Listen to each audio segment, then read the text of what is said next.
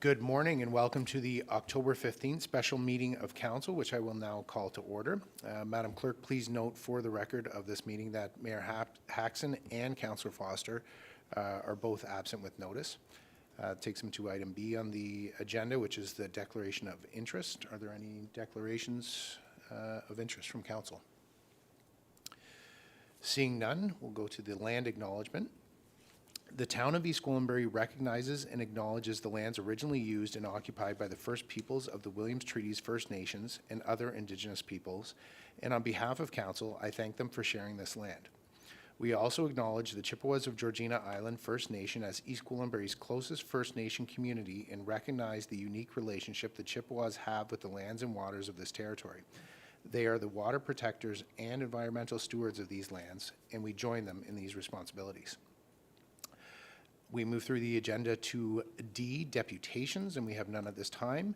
And that takes us to our morning workshop, which is fire and emergency services presentation and establishing regulating bylaw update. And so I would love to be able to turn it over to our fire chief, Chief Mainprize.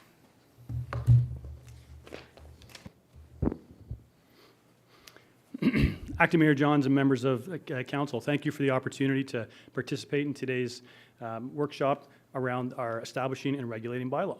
Today's presentation will be further to the one that we received from our partners at the OFM about 6 weeks ago, where they really went into the legislative obligations and best practices for establishing your establishing and regulating bylaw. Today we're really going to shift to how we've taken that and turned it into what we're going to do here in East Gwillimbury, how we're going to update our bylaw and how it affects our department and eventually our community. Also included in today's package is a draft copy of the bylaw that you'll be seeing before you on November the 4th. Next slide, please. Further to that, again, to that very detailed presentation that we received from Assistant Deputy Fire Marshal Wells a short time ago, the purpose of the bylaw can be summarized into the following key points. To provide a clear and accurate policy directing how Council wants the town's fire department to function and operate, assist Council in understanding and exercising their responsibilities under the Fire Protection and Prevention Act, and document the responsibility that you designate to the fire chief, and establish the type and level of fire protection services to meet the needs and circumstances of our community.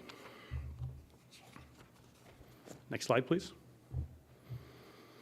In developing our new draft bylaw, our team reviewed and relied on several key pieces of legislation to inform and our own local data to inform the new bylaw as well. The Community Risk Assessment used the Fire Prevention and Protection Act, the Municipal Act, the Ontario Occupational Health and Safety Act, the Town of East Gwillimbury Community Risk Assessment, and you'll note that one's highlighted because we're going to talk about it at length further in the presentation. The Collective Agreement, and the East Gwillimbury performance and operational data that we reported in our annual report and some other pieces of information that we've been collecting over the last 18 months. The community risk assessment is highlighted for several reasons. Once these risks are identified and updated as required, we develop our risk mitigation strategies to meet the needs of our community. Simply put, these risk mitigation strategies are the service levels established by the town, and we'll be discussing them more in a few slides. Next section, please. An effective ENR bylaw contains these 12 sections to ensure it's not only effective, it's complete, but ensures that we provide the proper service to the community.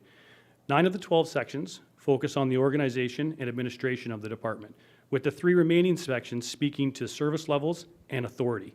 For the purpose of today's information session, we'll be focusing on the 3 highlighted sections on this slide, because these are the ones that have received the most substantive change in the updated ENR bylaw. Next slide, please. Council received the Community Risk Assessment in early 2024. This was completed using the 9 specific areas mandated by the Ontario regulations under the FPPA to ensure the community risk assessments capture the risks within your community using the proper information and data. We use our geographic overview, which considers factors like geography and topography, our building stock profile, which is the analysis of the types of buildings in the community, including the size, density, age, and construction. Critical infrastructure profile, which includes essential services like hospitals, water treatment plants, power generation and distributions, and how they be affected in an emergency. Our demographic profiles examines the population characteristics, including age, health, and mobility. public safety response profile, which assesses the community's emergency response capabilities, community services profile, which is how our partners function, like York EMS, YRP, Health Unit. Economic profile examines community drivers and how major employers or organizations within our community would affect the community if they're affected by a disaster. Past event and history loss, and special hazards like things like natural hazards and human events. Next slide, please.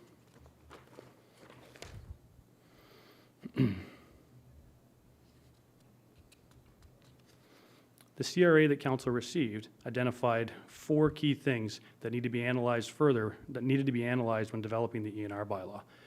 It identified increased number, size, and density of single-family dwellings. It's an area where people, although they're in their own home and feel the safest, they're actually at their greatest risk. Increased number of mega-size and very complex commercial building stock. Increased number of special hazards such as confined spaces, building height, vulnerable occupancies, and the addition of hazardous materials moving through our community. And certainly a trend we've seen all across the province and the country is increased frequency and severity of large weather events.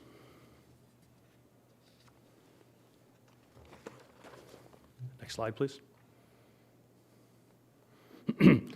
Not identified in the CRA was some additional risks that need to also be captured, such as travel times from our current stations, local, provincial, national paid on-call recruitment and retention challenges, compliance with provincial legislation and national standards, and long-range planning and practices not necessarily aligned with the growth of the community and the risk profiles also within the community.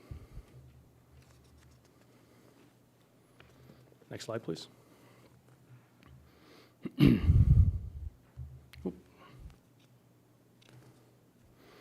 The mandate and service level classifications are 2 of the 3 key areas in the updated bylaw that's been substantively updated to clarify and communicate what services East Gwillimbury Fire and Emergency provide and to what level.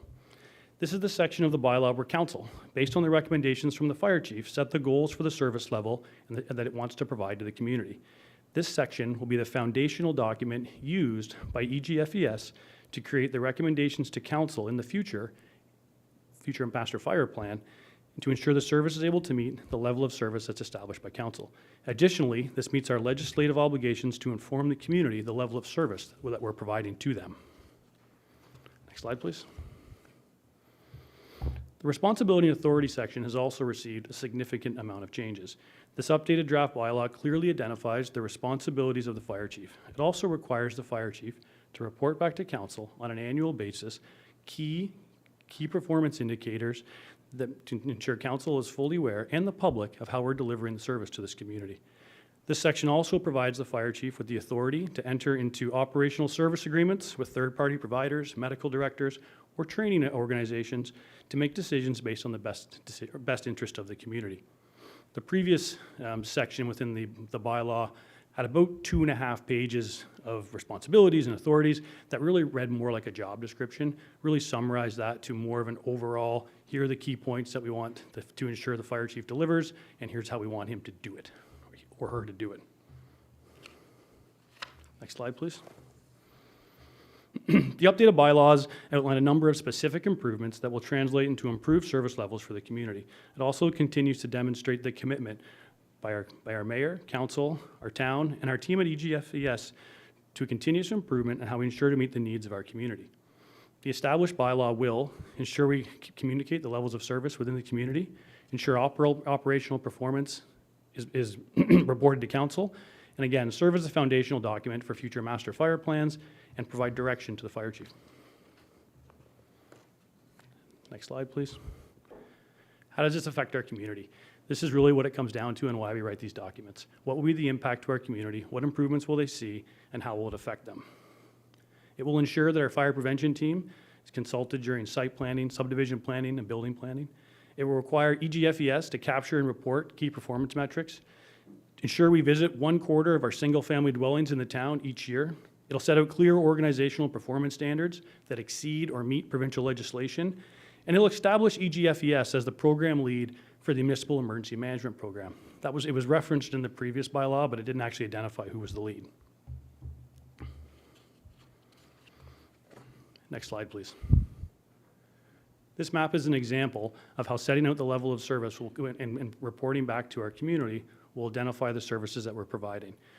A little tough to read on some of the details. The map's a bit scaled out, but what that is a representation of each house that we visit every year to deliver our smoke alarm program. We will include that in our mandate to ensure that every 5th year we start over to revisit every single family dwelling in our community to ensure working smoke alarms.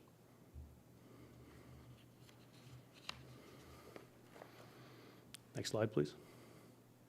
The next 4 slides are maps of our current and proposed fire station locations to ensure that we can meet the service levels also identified in the updated fire master plan, respectively around the 6-minute drive time. The current slide shows the travel times from our Holland Landing Fire Station. Next slide, please. Next slide shows Mount Albert. And you'll see they're color-coded based on 0 to 4, 4 to 6, and 6 to 8-minute drive times. The bylaw is proposing a desired travel time of 6 minutes from each fire station location. Queensville, next slide. Travel times from our Queensville station. What you'll see here, and you'll notice on all the slides, there are some slightly grayed out areas that don't have a color coding associated with them. So as the town assumes occupancy or ownership of streets that are constructed or in the process of being constructed, they're added to the Esri platform where we glean this information from. So until they're fully assumed by the town, they show as grayed out sections of the map, but you'll see, but the color coding next to them is a good indicator of the service level we'll be able to provide in those areas. And I'll just take a quick moment to promote our IT department. I had the opportunity to work with their IT and GIS during the creation of this information. And I will say I've worked with a number of them, some really great people. They are excellent. So I'm not sure who's in charge of ensuring that our GIS people are as good as they get, but I will assure you they do a really good job and they're able to extract some really good information based on the parameters that we give them, drive times, topography, stop signs, where's a hill, and actually come up with a really good overlay of what the service levels would look like based on the platforms that they use. So well done to all of them. Next slide, please. Oh, they're good. They're ahead of me. They must know when I turn the page. This is a proposed station that we're looking at in Sharon, in the area of the arena, that will service where we see some opportunity to improve the level of service, specifically in the Sharon and Green Lane corridor. It also creates a centrally located station that provides excellent secondary coverage to the other 3 stations, as it's able to travel from a centralized location and back up all the other stations for second-in apparatus on a much, much better timeline than we are currently able to do. Next slide, please. So the final slide shows the 3 current, sorry, my pages are stuck. The 3 current and the 4th proposed station.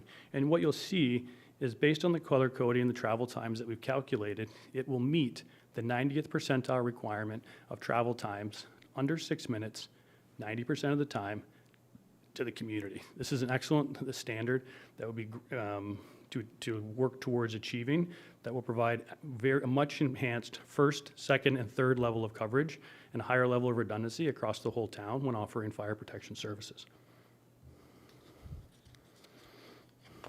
So, just to wrap things up, you'll see that the ENR bylaw, as drafted, contains a number of key parameters to establish and improve the level of service within the community.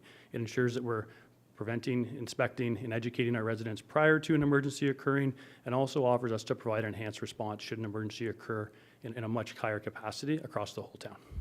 I'm happy to take any questions. Thank you, Chief.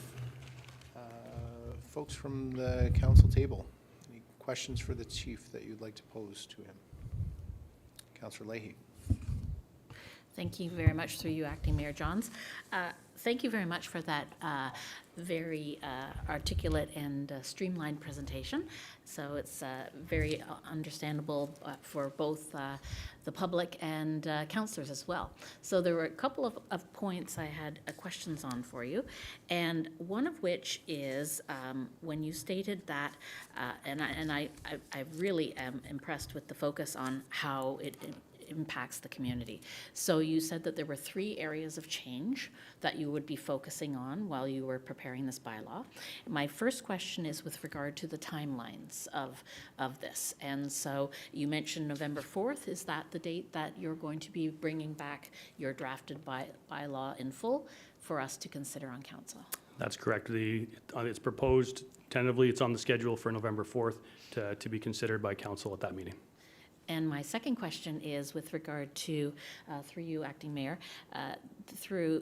with regard to how you are going to analyze and strategically look at the key performance indicators that affect service levels and what you'll be recommending in your report. So what is your approach to that? Good, thank you. Through Acting Mayor Johns to the councillor. So we've been gathering data over the last 18 months specific to a number of key performance indicators. First off, we're looking at, from a prevention and protection standpoint, are we getting in early on the process to review site plans, building plans, to do as much work as we can on the front end of development applications or site planning to ensure we can work with our building department and the development community to try and ensure that developments are built as safely as possible on the front end. That's a key method of delivering fire protection. Also, our smoke alarm program. So what we've changed there and what we will continue to do and monitor the effectiveness is, first off, we're using our incumbent staff. We're using our suppression staff. We used to have some summer students do it. Now we're using our suppression staff. We're reallocating some of their time to our incumbent staff for them to make the best use of them we can, value-added service, to get out and ensure that a quarter of the single-family residentials are being visited every single year, and then we'll start again. And we're mapping that, and we're continuing to collect additional data on were they home, are we doing the visits at the right time, should we be altering our visits? If we're seeing a really low percentage of people who are home, is it because they don't happen to be home very much, or is there a better opportunity for us to adjust our times that we're providing that service to reach as many people as possible? So these are some of the metrics that we're keeping with respect to those things to make sure we reach as many people as possible. With respect to operational performance, from a fire suppression standpoint, really trying to key down on to make sure, are our alarm times being processed as fast as they can with our partners in Richmond Hill?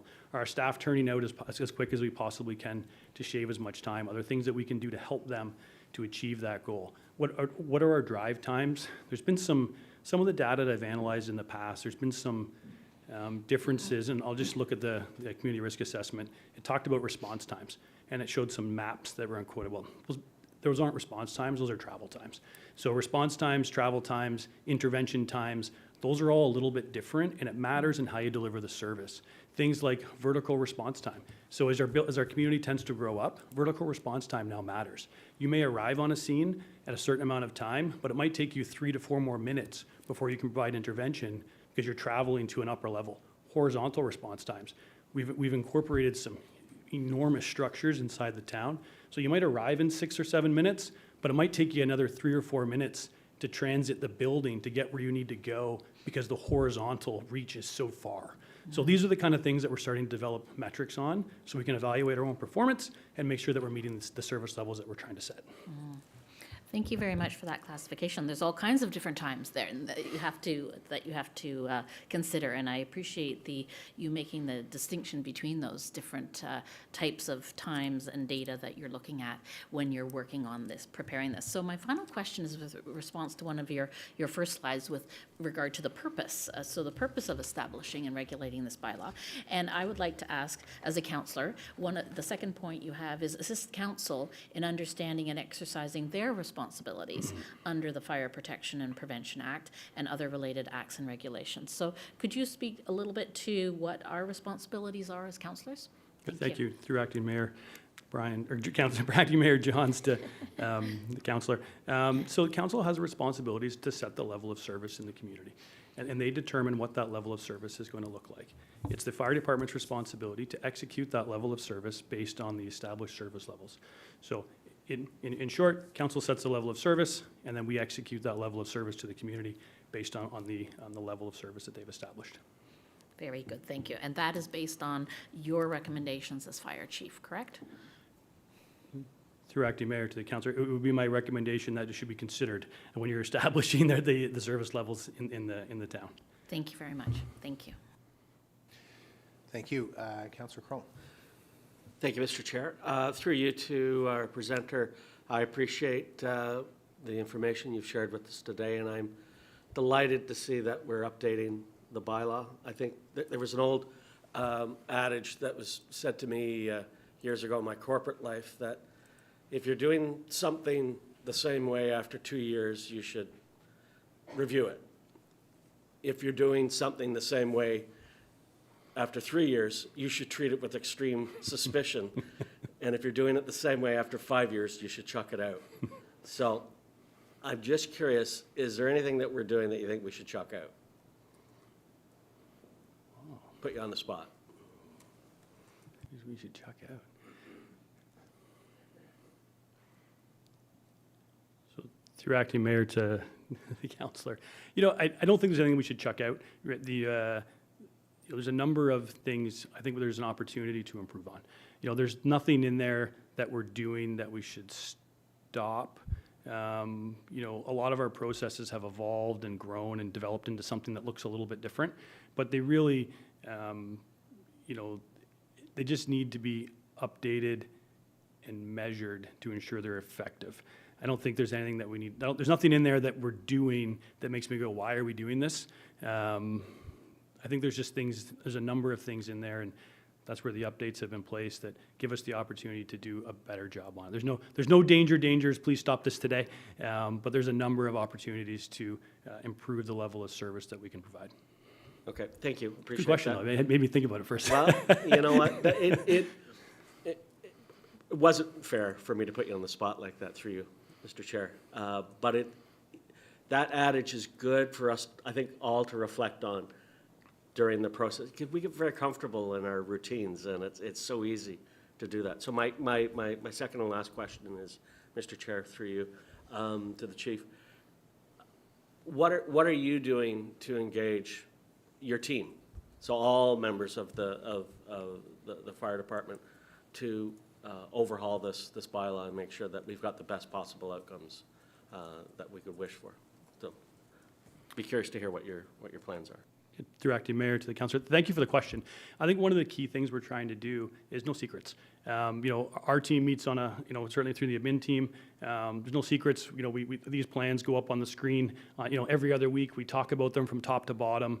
We war room them, I guess, if that's the right terminology. We look for opportunities to make them better. We all bring different experiences to the table, and we have different lenses. We have people who know the town literally and everyone in it, I think, inside out. We have some people with some tremendous technical experience, and they contribute such value to developing these types of plans. So certainly within our administration team, everything gets war roomed before it goes anywhere.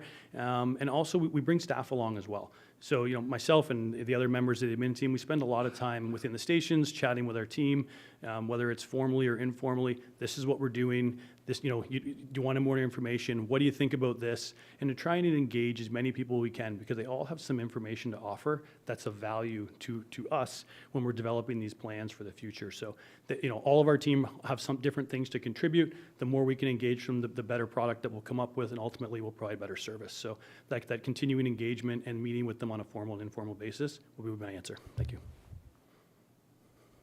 Councillor Roy DiClemente. Thank you, Mr. Chair. Through you to the chief. Really appreciate you bringing this forward.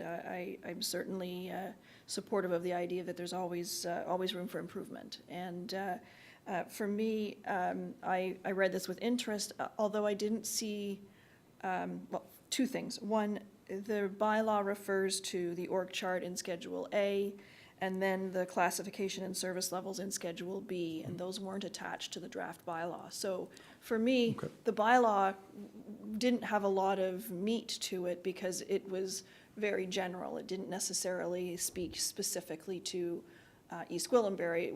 It could be applied pretty much anywhere, but the actual details would be referred to in those schedules, and I didn't see them. So I'm wondering if you can talk to us a little bit more about that service level classification, because you did say that was one of the areas that was changing. Can you tell us more on how it's changing? What was the service level classification, and where are we headed?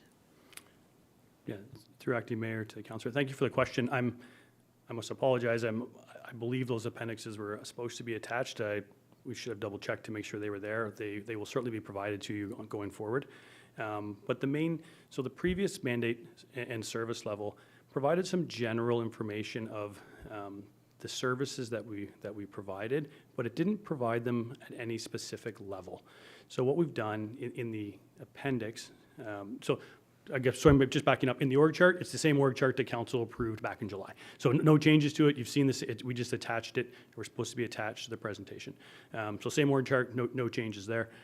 With respect to the service levels, so what we did is we established some parameters around how quickly our service providers would process alarms to ensure that our partners in Richmond Hill, who provide our dispatch service, are meeting our expectation to answer emergency calls and provide us the information. So we've given them 1 minute to do that. We provided a timeline for our staff to an expectation for them to receive the alarm, turn out of the station, and start to respond. So we looked at our current performance level, we've looked at NFPA standards, and we've tried to find somewhere in between there where we thought was an acceptable level to be able to assemble and turn out. So we picked an established timeline for that. I think it was 90 seconds, or maybe 110. I don't have it. I can pull it up on my computer. I don't have it in front of me right now. But we established a timeline that was a balance between where we currently are, because we think there's an opportunity to better, and then some of the NFPA standards, which for the most part, they're quite good. Sometimes they're not always achievable for a number of reasons: station layouts, size of buildings, a number of things.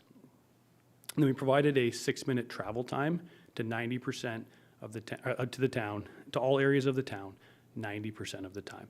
So the previous ENR bylaw did not have any of those service level expectations outlined clearly in it. And again, we provided them as a desired goal. We know that we're not always going to be able to do it. Certain things come up: multiple calls, stacked calls, redundancy.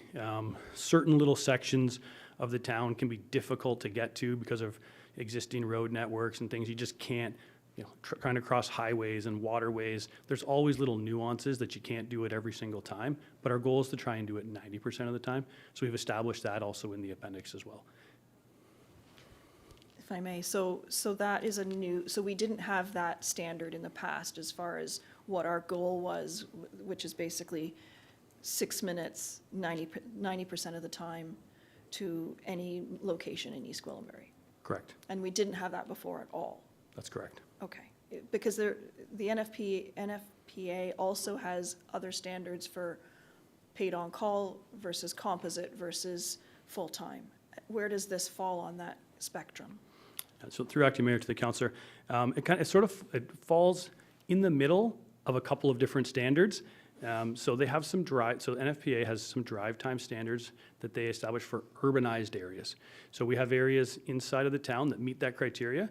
They look to a 4 minutes travel time in urbanized areas. We also have some rural areas where they look to a 9-minute first in travel time to some of the rural areas. And it also depends on whether it's a career and or composite standard that you're looking at. There's a number of other things built in, staffing levels and trucks and things like that as well, but I didn't include those at this time. We're really trying to make sure that at this point, are our fire stations in the right place to start with, to give us the best opportunity to provide, to provide service. So that 6-minute travel time, I thought was a really good balance between some of the highest level standards that would be very difficult to achieve in some of our rural areas, but it's also a relatively good standard in our urban areas where, as long as we have stations in the right spot, it's an achievable goal. And then once we looked at the existing stations, how would we accommodate that in a reasonable manner with the addition of one other additional station? Thank you. And so that brings me to my third question, which was, this is the first time, at least I recall, having you, Chief, talk about a station in Sharon. We've talked about it for years and years, but this is the first time that concept has been introduced. Obviously, it looks like it is absolutely mandatory in order for you to be able to meet this 6-minute, 90% of the time standard. We talked earlier about there's always room for improvement. We haven't discussed staffing, capital costs, timelines, et cetera. What's your vision there? Through acting mayor to the councillor. So in the 2026 capital budget, you'll see a project for a feasibility study, which will include an assessment of a property that we've identified that's owned by the town next to the sports complex. A number of things we would need to confirm before we determine that was the right spot. We've done the drive time analysis, so we believe from an operational standpoint, it is the correct location. You can move it a little bit, kind of any direction, and you'd probably still be okay, but not too far from the area that we've identified. That provides, we believe, probably the best probability of coverage. But there's other things that need to take, geotechnical, and I could refer to our friends in facilities. They could probably provide a more in-depth analysis of what we would do, but geotechnical, serviceability, is it the right, from future land plans for the future. We've had some of those preliminary conversations within the town, but we would do some additional work to make sure it's the right spot. Noise studies and some things like that, potential community involvement to make sure that they believed it was also the right spot. As far as long-range capital planning, there has been some money put aside in the long-range budget that included a station build, land purchase, and a station build in Sharon. We may be fortunate that we may not have to purchase land. If we already own it, obviously there'll be some efficiencies related to the overall cost of the project. But a number of those things will need to be determined once we complete the feasibility study and present those results to council for their deliberation of the commitment to future funds to build the station and when. Thank you. I do recall us moving the capital funding or some of the, I think it was development charges background study and incorporating another station. I think it was envisioned along Green Lane, but we were trying to bring that forward. Without that station in Sharon, are we able, or is it prudent for us to be passing and establishing and regulating bylaw with that schedule of 6 minutes 90% of the time without that station in place? Yeah, through the acting mayor to councillor. So and then again, I apologize, you don't have the appendix in front of you. The wording says the desired goal of a 6-minute travel time to 90% of the incidents that we respond to. So I think really what it's doing at this point is establishing a goal of a desired time, and it's setting forth the process to meet the goal that's established in the ENR bylaw.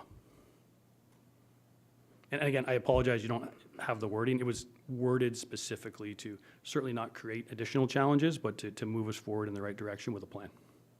That's fine. For me, having been here probably the longest at this table, I know the level of investment that we've already made in equipment and staff over the past few years, and so this would represent an even larger investment that has tremendous tax implications for the community. So that's why I've kind of honed in on it. Thank you.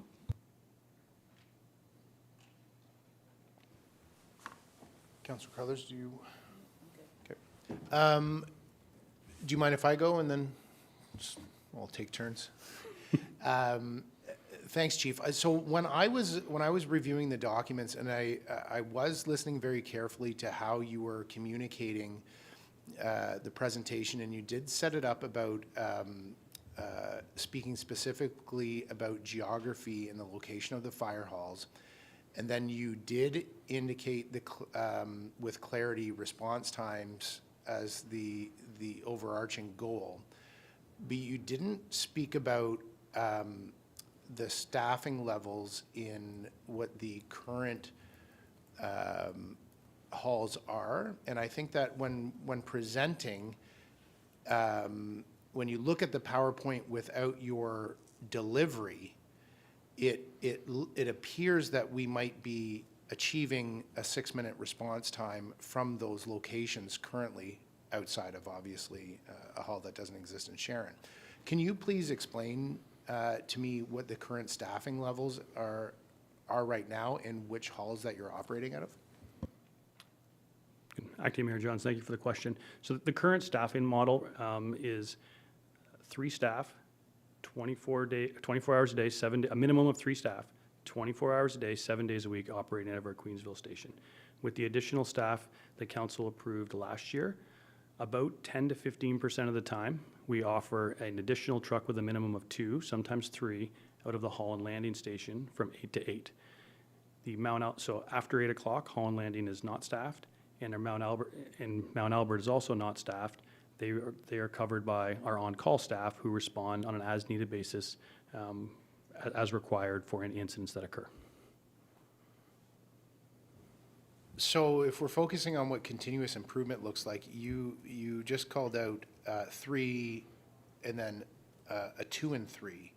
And if we're thinking about continuous improvement from a staffing level perspective, are you thinking an addition of 3 fire suppression officers? Or are you thinking 6?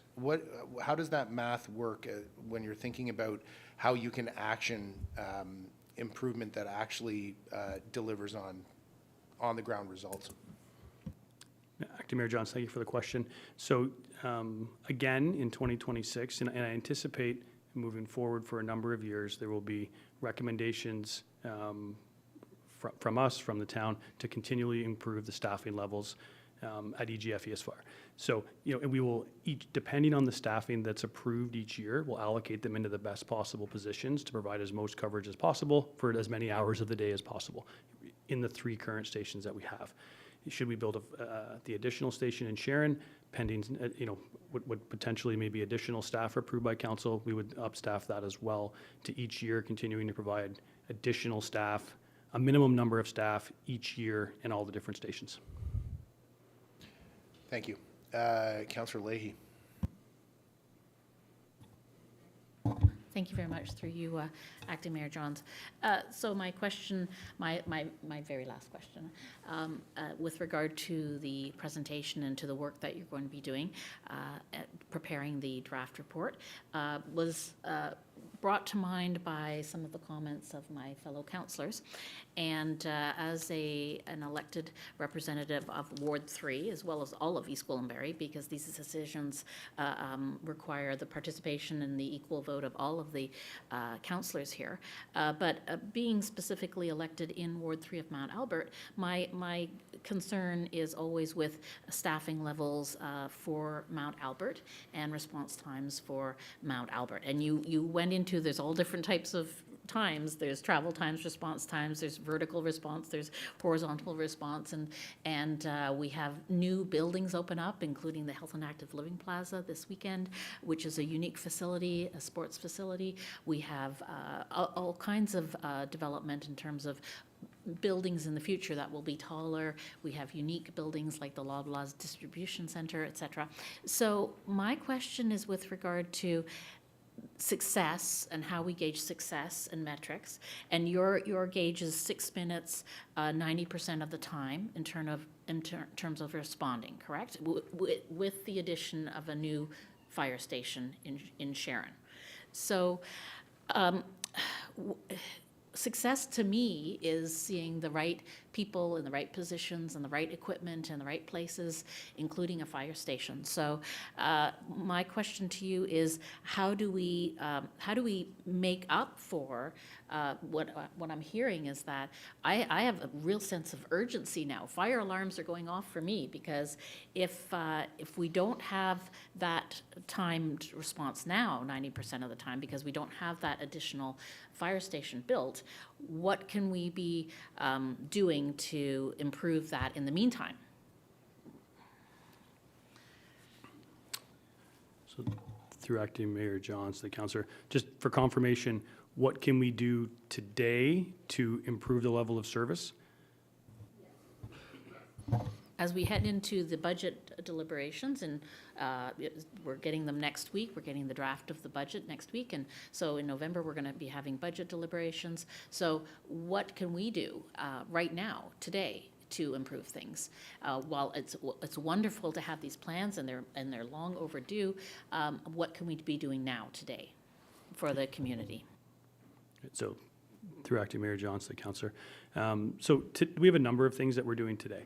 One of the things we've really tried to focus on over the last probably 6 to 9 months is ensuring that all of our staff, given the resources that we have the best training that we can give them to ensure that when they do respond, they have the skills and experience to be able to do that the best way they can within the current staffing model that we currently within the model that we currently utilize. So, you know, a lot of the work that our team's been doing is what do we have today, and are we making the most effective use of the current staff model, the number of staff and the model that we have.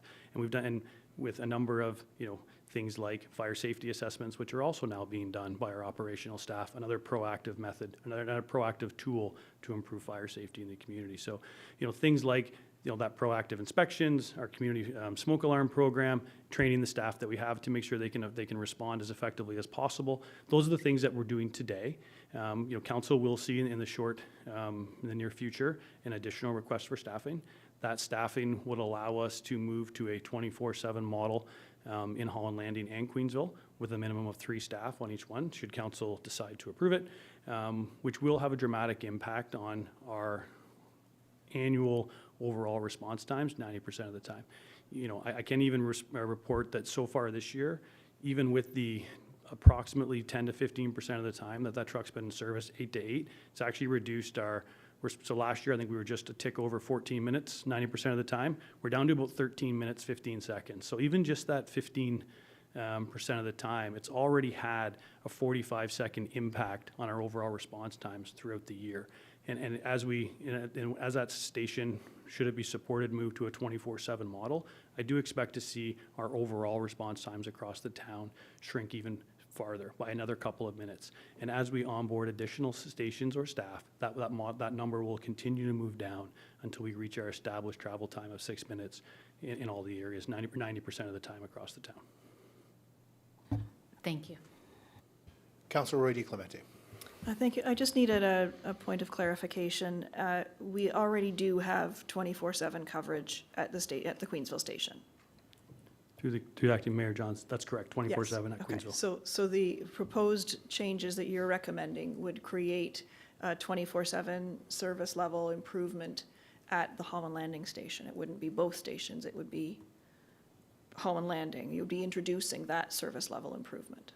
So through Acting Mayor Johns to the councillor, we would have 24/7 coverage at both stations. With Queensville 3, and not Holland. 2. With 3, that's correct. Thank you.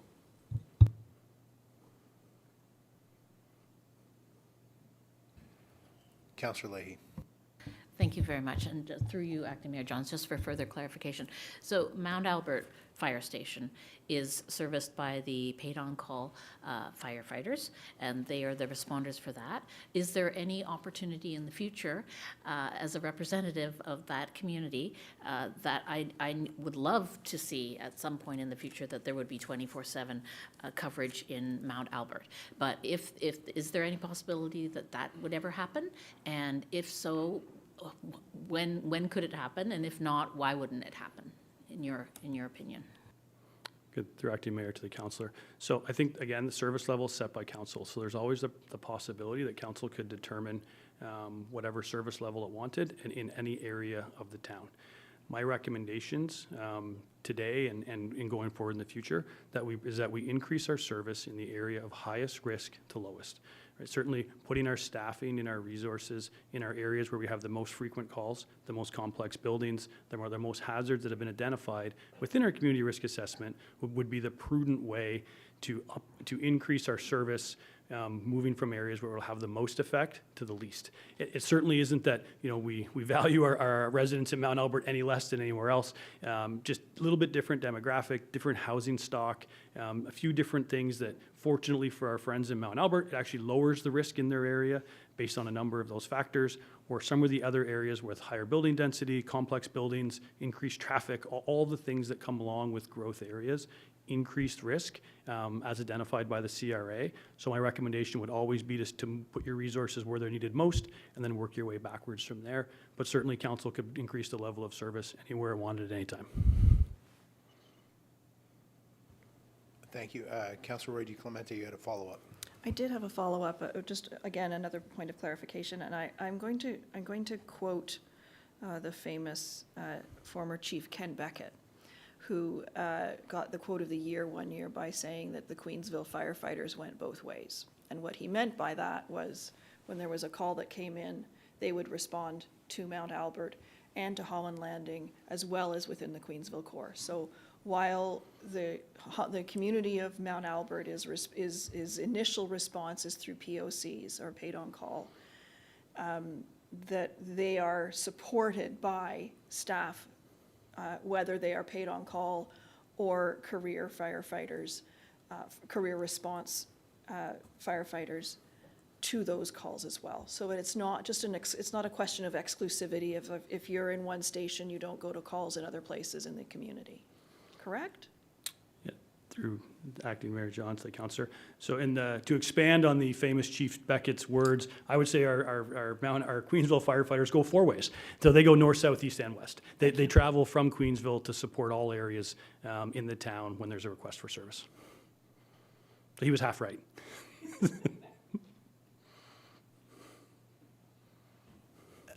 With that, any further questions, comments for the chief? Chief, thank you sincerely for the presentation today. Thank you to the team. Thank you for your service. Looking for a mover and a seconder to the chief's report. So Councillor Crone, Councillor Leahy, any further discussion? All those in favor? Motion carries. Thank you. Thank you. That now takes us to the second item on the agenda, which is Legal and Legislative Services Presentation 2026, and I will speak slowly to allow for time. Municipal and School Board Elections, Educational Session. And that is going to be delivered by our municipal clerk, and looking forward to this presentation. Thank you so much, Mr. Chair, for slowly introducing this item. Just bear with me for a moment as I get this all sorted out. Perfect. Well, I believe it's still morning, so good morning, Mr. Chair, members of council, staff, and members of the public joining us here today. My name is Tara Lajavardi. I am the Director of Legislative Services and the Municipal Clerk at the Town of East Gwillimbury. Joining me today is Mr. Andrew Walcom, Manager of Legislative Services and Deputy Clerk, and together we're actually very pleased to be able to deliver this educational session on the 2026 Municipal and School Board elections. So starting with an overview for today, the purpose of our presentation really is to provide council with an overview of the legislative framework governing the municipal elections in Ontario as it is established under the Municipal Elections Act. We will outline the respective roles and responsibilities of the municipal clerk, as well as council, reflect briefly on the town's experience during the 2022 election, and highlight the key milestones that will guide preparations for the 2026 election cycle. So on the duties of the clerk, just to kind of set the stage with this one, the Municipal Election Act sets out the rules and timelines that govern all municipal and school board elections across Ontario. It establishes the respective roles and responsibilities of council and the clerk, ensuring that elections are conducted impartially, transparently, and consistently.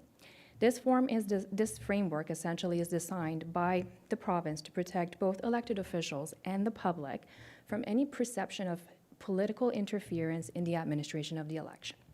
So under Section 11 of the Act, which we have highlighted on the slide before you, the clerk is legislatively responsible for conducting the election. This authority is both statutory and independent. It ensures the election is administered neutrally without any political influence. In practice, the clerk's office, along with our amazing elections working team, manages all the operational and logistical aspect of the election. This could include, but is not limited to, determining voting locations, hours, establishing advanced voting, preparing forms and procedures, and implementing voting methods such as our online voting method and tabulators for vote counting purposes. Building on the legislative framework outlined in the prior slide, the clerk's role during the election, again, is strictly administrative. The clerk's authority does not extend into campaign or candidate activities. Events like candidate debates, community forums, or media interviews are organized independently by third parties, for example, chambers of commerce, residents association groups, or local media outlets. The municipality does not coordinate or endorse these activities to preserve their neutrality and to avoid any perception of involvement in the campaign process. It's also important to clarify that under the Municipal Elections Act, there are no provisions allowed for the clerk to conduct any investigative or enforcement powers. If concerns arise during the campaign, there are specific mechanisms under the legislation, but none involve the clerk investigating or enforcing those. So enforcement of the Municipal Election Act is done through the courts. For example, if an individual member of the public or any candidates are aware of anything such as election offenses being voter fraud, tampering, those are criminal matters that are investigated by the police. Campaign finances and third-party advertising complaints are reviewed through the Compliance Audit Committee, and again, this operates independent of the clerk. Use of municipal resources is governed by the council's use of corporate resources during election policy, and if required, in cases where you have a candidate councillor, the integrity commissioner may be involved to review the matter in terms of any adherence to the policy that's gone wrong. In addition to all of this, the clerk's office in East Gwillimbury also conducts 4 school board elections. We have English Public, English Catholic, French Public, and French Catholic, which with all the results being amalgamated by our by other municipalities in York Region. So we will carry out the election for all the school boards, and then we will provide those numbers to the applicable municipality in charge of certifying the final numbers.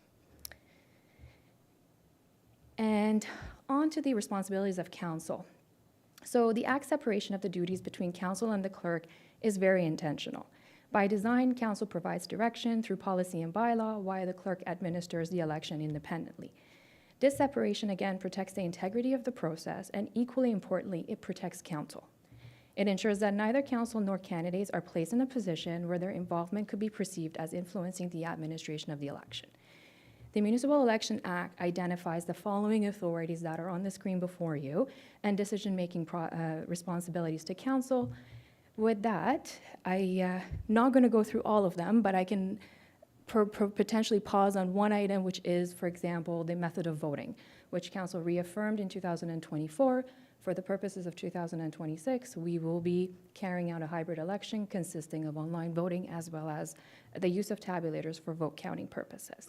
So that's, for example, a part where council sets the stage for that aspect of the election, and that has been carried out through a bylaw. I'm going to pause here, and I will now potentially pass the presentation over to Mr. Walcom to provide an overview of the balance of the presentation, Mr. Chair, and we're happy to address any questions at the end. Sorry, I'm just going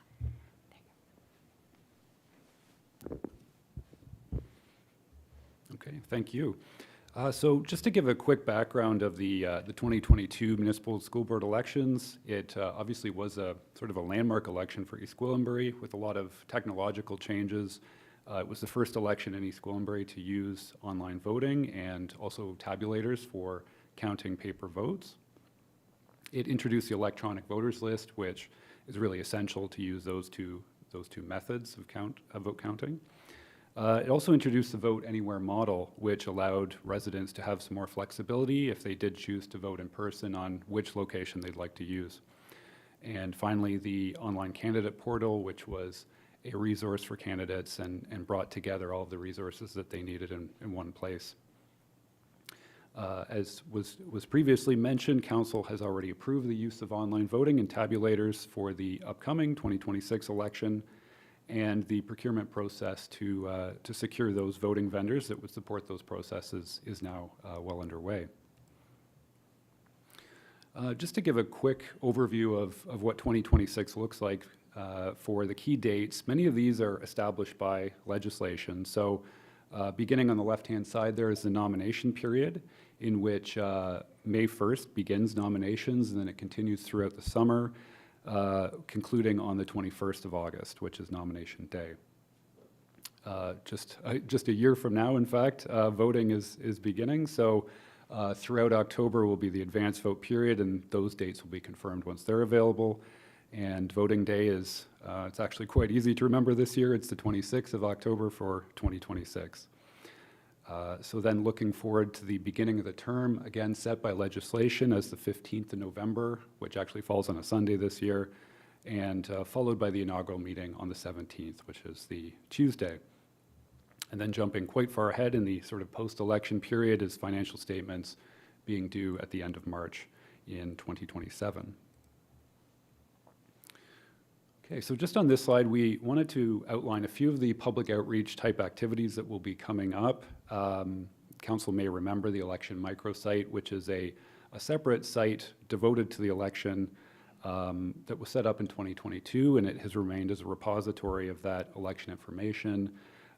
There will obviously be continual updates on the microsite going forward for the 2026 period. We had also communicated previously to Council the transition between MPAC and Elections Ontario. So that is now completed, and the voters list is now managed by Elections Ontario. If residents are keen a year out to check or update their information, that is all currently available through Elections Ontario, and we've listed the information that they have if residents would like to do that. The last point is, of course, the exercise that happens at the beginning of the election planning period, which is the updating of the branding going towards the 2026 election, and of course that will be continuing as well. So just on the final slide, we wanted to highlight a few of the next steps. These will be the ones coming before Council in advance of the 2026 election. The first one, just briefly, is conditional on the amount of the contract for the online voting vendor. If it's over $100,000, then it would come to Council for approval due to the procurement bylaw. Council may remember in previous years, the joint selection process that we share with York Region municipalities for the Compliance Audit Committee. So the appointment of those members as well would come back to Council.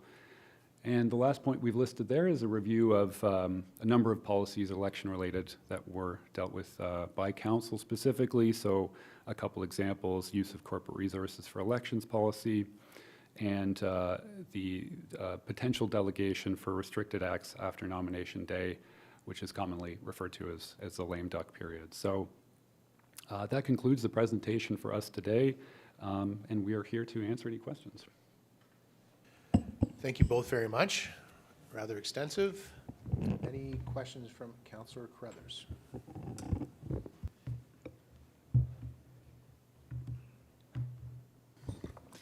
Thank you. Just a couple of quick questions. The library board was looking for a date for their library used book sale for next year, and we didn't want to interfere with advanced polls. So I'm wondering when and where the in-person advanced polls might be, or when we might know when that would be. Through you, Mr. Chair, this applies to the administration of the election. Currently, we're reviewing those possible dates, locations, and options. And we will be in a position to provide that at a reasonable time. If it is something that the library board is very keen on advertising for a year in advance, we're more than happy to work with the CEO of the library and the board in advance to figure out like what ideas they have in mind, so that we don't schedule any events on the same day that it could be potentially for advanced voting.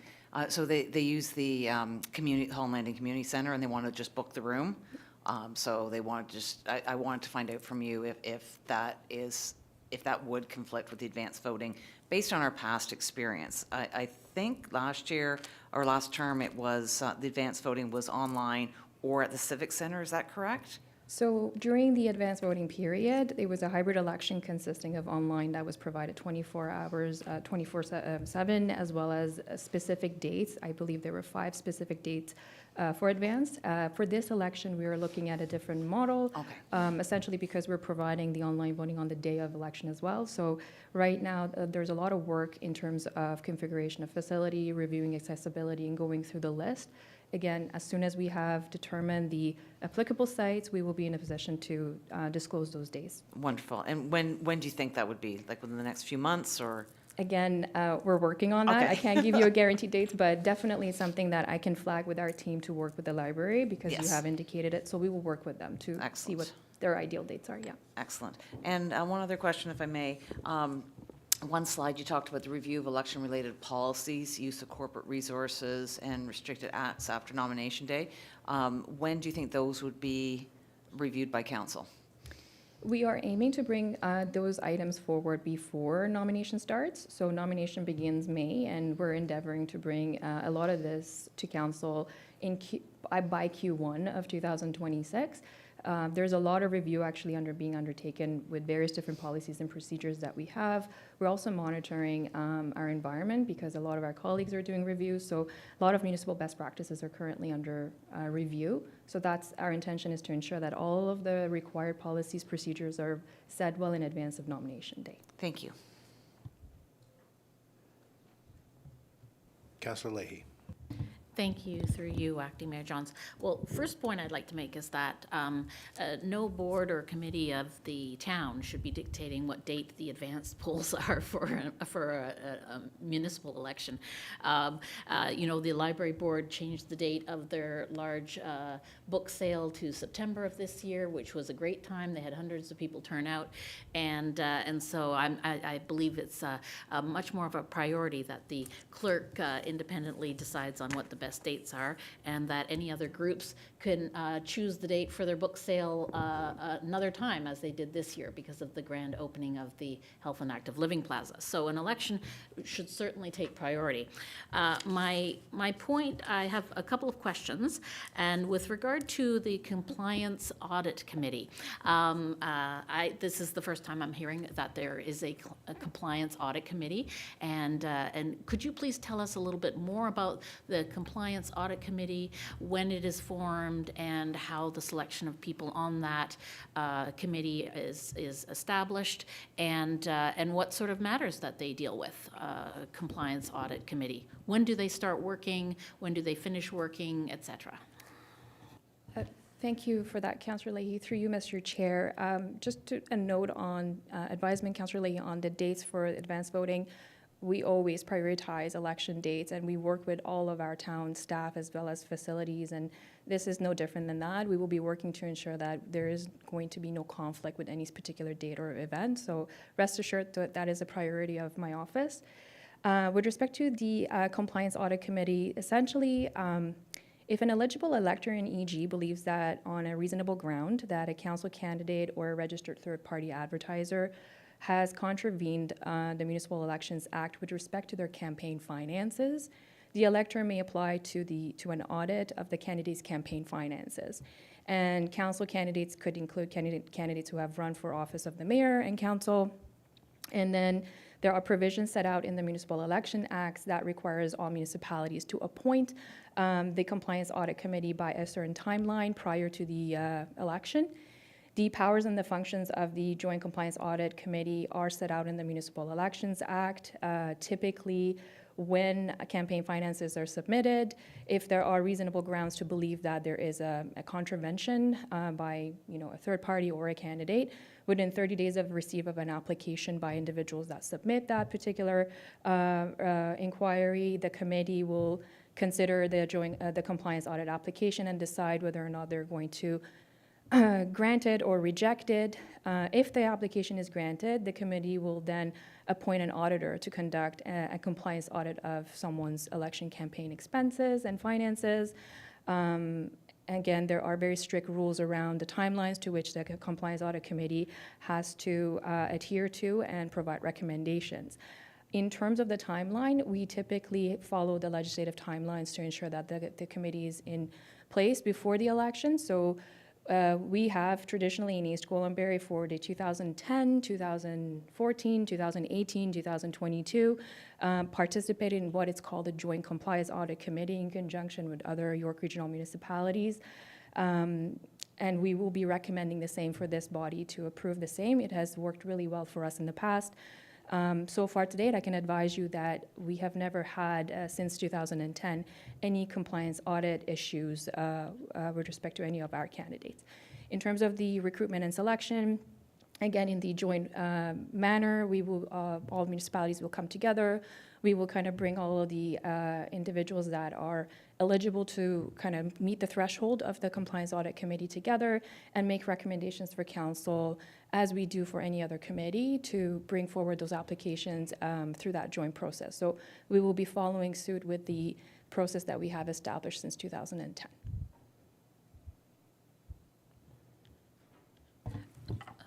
I have through you, Acting Mayor Johnson, yes, a point of clarification. So, so this is a routine committee that's established. So what you mentioned during your presentation that you do not have the power to investigate anything as a clerk. So during an election process in general, because I'm trying to, I've kept lists from my previous experience in the last election in 2022, some of the challenges, some of the issues that came up, and one of which was when residents would complain, for example, about a sign and a sign bylaw. But we have sign bylaws, and then we have separate sign bylaws for actual election campaigns. Is that correct? And my question and concern is around staffing during the election and when signs can go up and on election day, and if we have sufficient staffing for bylaws to, first of all, is the staffing, the bylaws of the town staff, are they the ones that would receive and then enforce the election bylaw signs? And if so, do we have enough staff on election day as well as on other days to deal with the sign bylaw issues during elections? Thank you for that question, Councillor Leahy. So with respect to the sign bylaw, absolutely, the town does have a dedicated election sign bylaw. The York Region, as well as your upper tier municipality, has specific restrictions with respect to signs on regional roads. I am under advisement that the region has recently, as of last week, adopted a new sign bylaw for the region, and we're currently working to review what those impacts are. In terms of how we have carried out the sign bylaw at the town, it has always been on the basis of complaints. So if there are complaints with respect to signs, those will be transferred over to our bylaw enforcement staff, and they will be visiting the appropriate site. Typically what staff do, they will remove the sign if it is in contravention of the bylaw, if it is causing any security issues, any emergency issues, anything like of that nature. So those are some of the steps that I know, but I'm not the individual that will enforce that. The bylaw does provide for our officers to be able to carry out those duties. In terms of the required staffing model, and unfortunately I'm not in a position to respond to that, Councillor Leahy. However, it has been noted, and we can perhaps relay that to our bylaw enforcement staff as we are, again, we're in the planning stages and working to complete all of the required steps as we proceed with the election. Thank you. Councillor Crothers. Mr. Chair, we have a problem when we have a councillor who grossly mischaracterizes a question that I asked by implying a motive that just wasn't there. I think if we review, this is all on video, we can go back and review. My question was about not wanting to interfere with whatever election dates there were. Just asking when we might know so that the library could proceed with booking the date for their book sale. And having to sit here and listen to someone take those comments out of context, it's not helpful, and it wastes a lot of time here, and there's no point to it. So I would just ask, Mr. Chair, that when that is happening, that as the person who is controlling this meeting, you can make a statement to call that out, that we shouldn't be mischaracterizing each other's comments. My comment was not about thinking that the library board should have some control over when the advance vote days were. It was simply a question about when we might know. Thank you.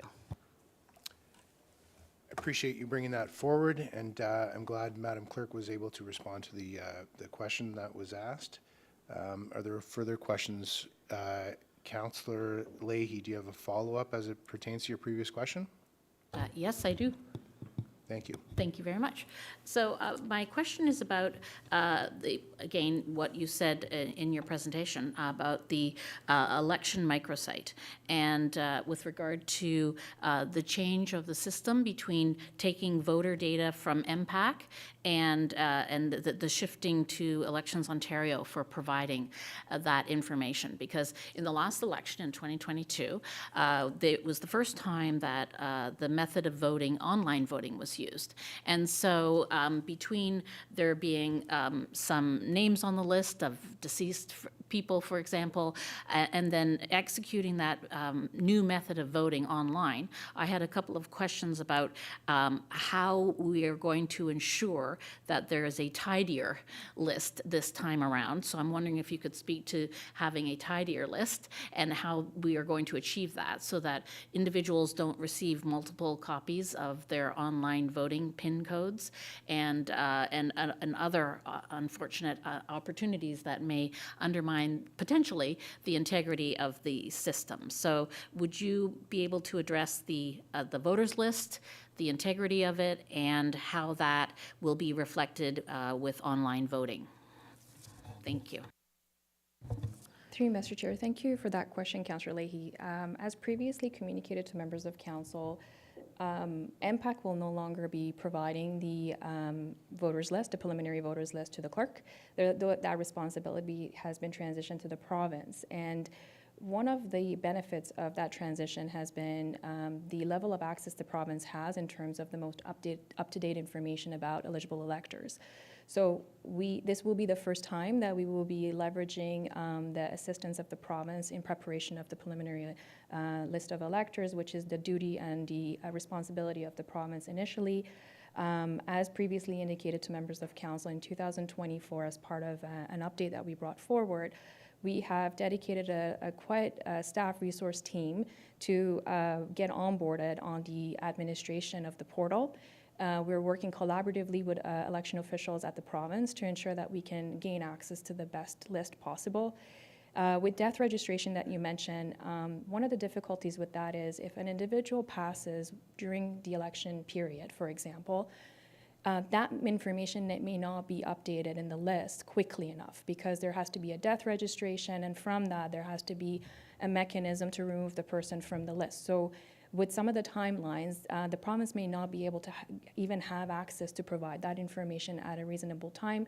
We have encouraged individuals that if they are receiving any information, and this does not pertain to just online voting, but any method of voting, if they are receiving voter information cards that belong to a deceased member, family or friend, or anybody that they are aware of, for them to provide that back to the clerk's office.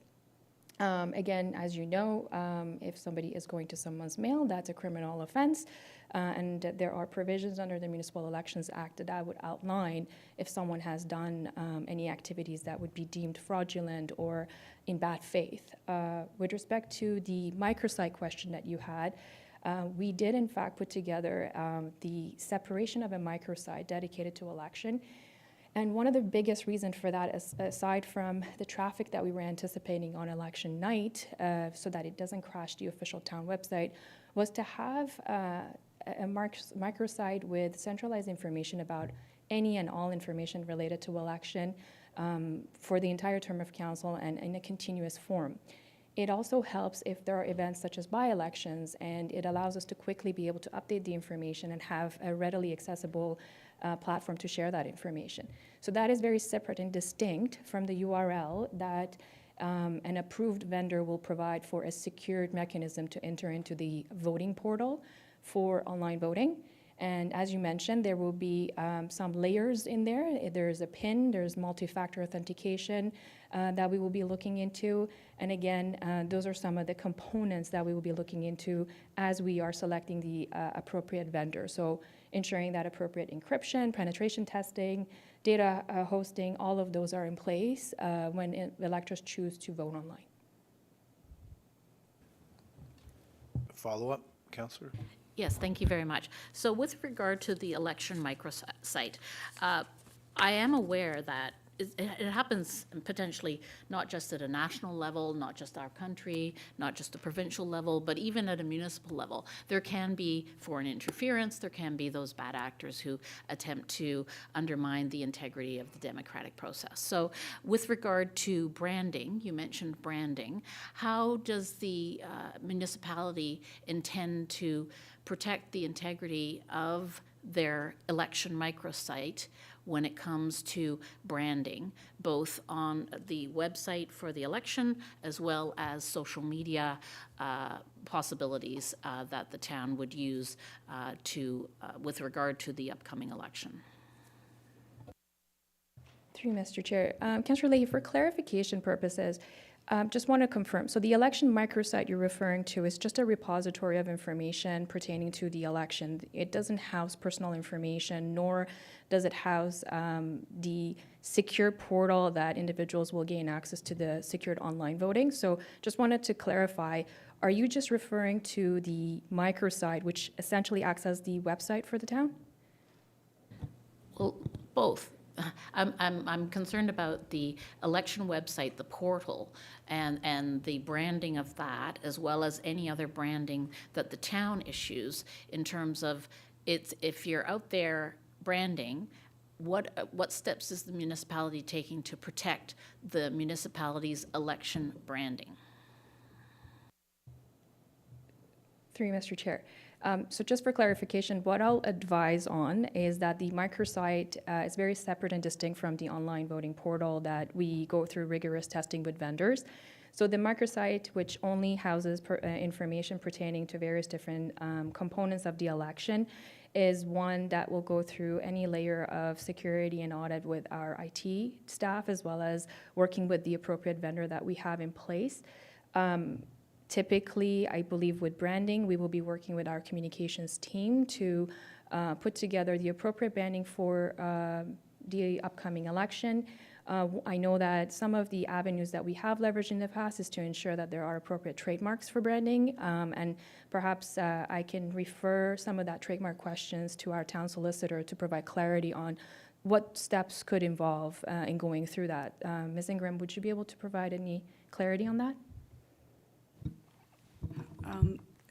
Thank you, and through you, Acting Mayor Johns. The question falls well outside the scope of this presentation, Ms. Lajavardi, so I think that if you can carry on, and that question can be addressed in other venues, but not this morning in this council presentation.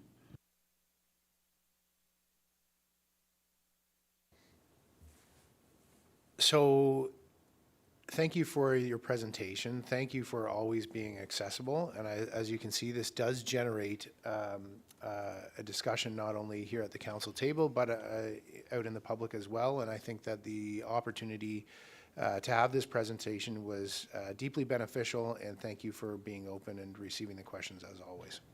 Thank you so much. Thank you for your time. Thank you. So we need a motion to receive that. Okay, and we won't even read it out, it's on the screens. We've got Councillor Roy DiClemente, and then I saw in the corner of my eye, we also have Councillor Crone. Any further discussion? All those in favor? Motion carries. Okay, so this takes us to item F, which is a closed meeting, and we need to proceed to a closed meeting of Municipal Council.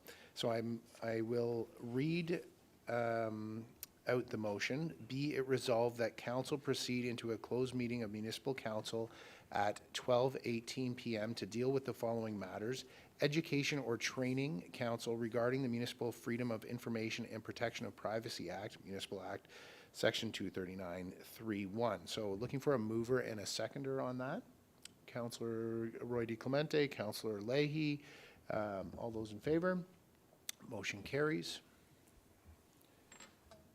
Mr. Chair, just bear with us as we transition into a secured meeting.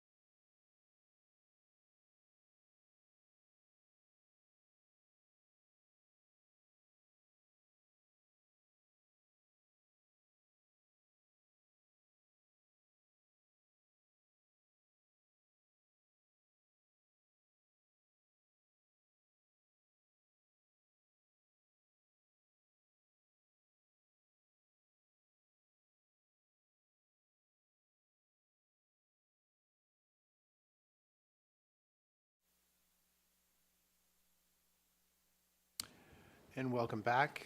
Takes us to item F2, rise and report from our closed meeting of Municipal Council. Be it resolved that council rise and report from closed meeting of Municipal Council at 12:52 p.m. Can I have a mover? Councillor Carruthers, seconded by Councillor Crone. All those in favor? Motion carries.